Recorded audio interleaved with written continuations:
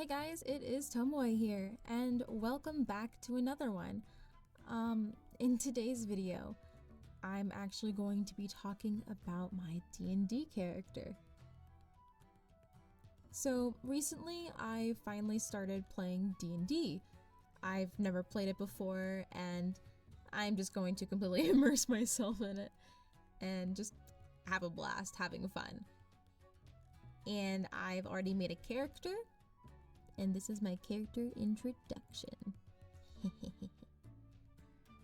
So, my character is a tabaxi, which is like a cat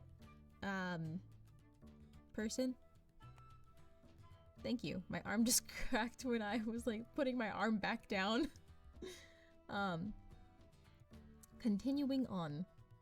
So, my character's name is Natsu, and her age is unknown, and it's due to that she's 200 years old due to her background.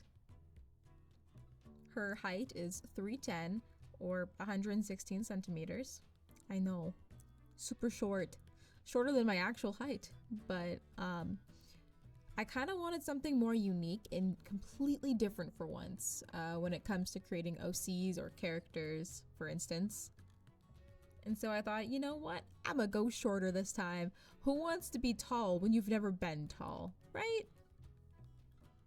So, background. She is Feylost. Her class is Fighter, meaning she likes to throw these hands. Who doesn't like throwing hands, right? Throwing hands is fun.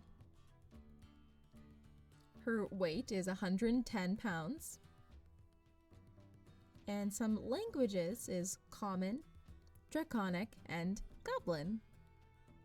Some tools are brewer's supplies and a pan flute. Pan flute meaning Feylost.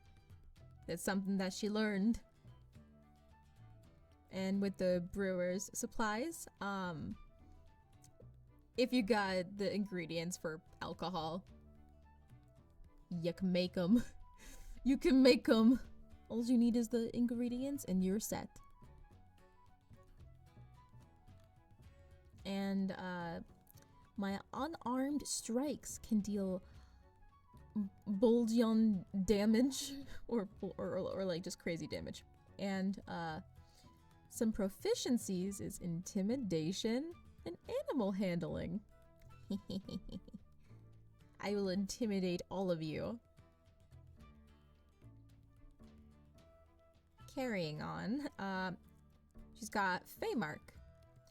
Basically meaning like you were transformed in some small way by your stay in the Feywild and gained a Feymark. Feywild visitor. Whenever you're sound asleep or in a deep trance during a long rest, a spirit of the Feywild might pay you a visit if the DM wishes it. Determine the spirit's form by rolling on the Feywild visitor table. No harm ever comes to you as a result of such visits, and you remember each visit when you wake up. Conversations that occur with a visitor can contain any number of things, from messages and insights to nonsense and red herrings, at the DM's discretion. Such conversations are always conducted in a language you can understand, even if the Feywild visitor can't speak that language normally. And then there's Feywild connection. Your mannerisms and knowledge of Fey customs are recognized by natives of the Feywild, who see you as one of their own. Because of this, friendly Fey creatures are inclined to come to your aid if you are lost or need help in the Feywild. Meaning, I got constant friends wherever I go. Yay, more friends! I'm a little gremlin who thinks that every Fey creature is my friend. It's like, nah, don't worry about it. They're fine. They're my friend. They wouldn't harm a fly. Scratch that. They'll harm everything in your party except for you. Man, I'm actually really happy and excited about this for once because I've never done this before. And so I am just going to go all out with this. So, some characteristics of my character. Alignment, chaotic, good, because I am always chaotic and I thrive in chaos. Personality traits. Wherever I go, I try to bring a little of the warmth and tranquility of home with me. I have never lost my childlike sense of wonder. When I have a new thank you, mouth. When I have a new idea, I get wildly excited about it until I come up with another better idea that's better than the first. I live by my own set of weird and wonderful rules. Friendship, I never leave a friend behind, which is pretty good. Empathy, no creature should be made to suffer. And obsession, I won't let go of a grudge. It's like, I'm gonna stare at you. Stare. I would never break my word. A trusted friend is the most important thing in the multiverse to me. I can't bring myself to harm a fey creature, either because I consider myself one or because I fear the repercussions. Now we get into the flaws. I easily lose track of time. My poor sense of time means I'm always late. I'm a kleptomaniac who covets shiny, sparkling treasure. I learned that from being the Feywild. I'm forgetful. Sometimes I can't remember even the simplest things. And I never give any... thank you, mouth. I guess my mouth does not want to consider mouthing. I never give away anything for free and always expect something in return. I'm always changing my mind. Well, almost always.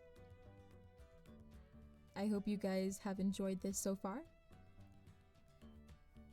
Now we get into the background. Natsu is extremely mischievous. She pulls pranks and is kind of a trickster. She is super lazy in the mornings and doesn't like to share her food unless it's an emergency. In the very beginning, Natsu used to be different, until one day... Okay, thank you, brain. My brain skipped a line. Thank you. Thank you so much, brain. This is what happens when your brain recalculates for some strange reason that you don't know why it did. It's like you were about to read a line and it said boop boop boop boop boop, recalculating. Okay, I'm gonna try this again. Natsu used to be different. She had giant furry paws until one day she came across a dark, mysterious cave. That cave was far out into the deepest depths of the forest. At first, she saw shadows out of the corner of her eyes. Then, she slowly began to confront these mysterious shadows.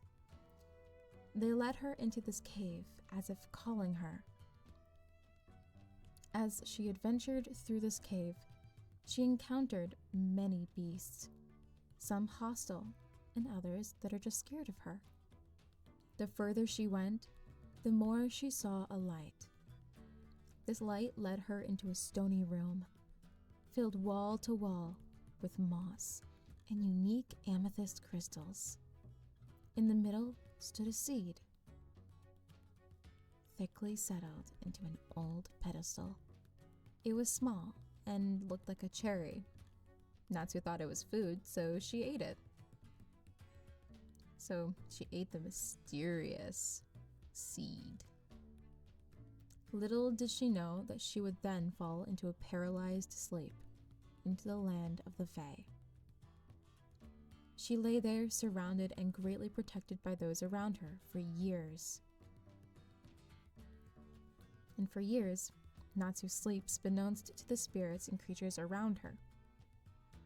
Natsu grew up in the Feywild after disappearing from her home plane as a child, spirited away by kindly Fae who thought she was destined for great things.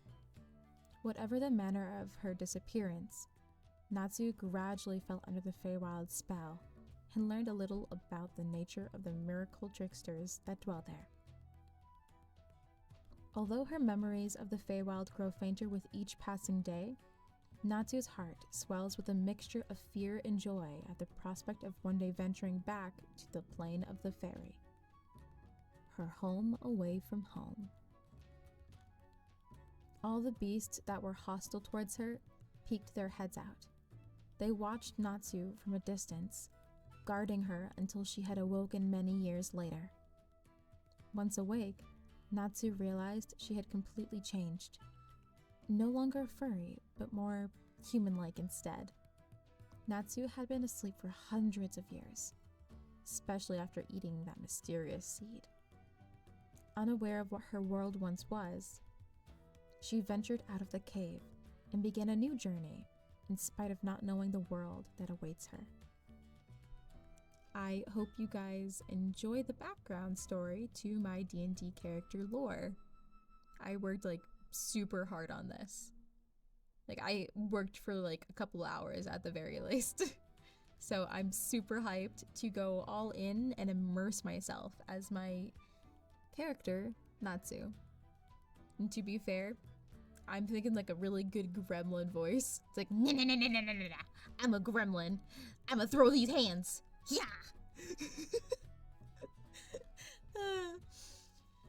Okay. I'm gonna let you guys go. So thank you very, very much for sticking this out with me and enjoying this thus far. Thank you very much once again, and I will see you all in the next ASMR. Bye-bye, and thank you for watching. May the gremlin in the Feywild meet you soon.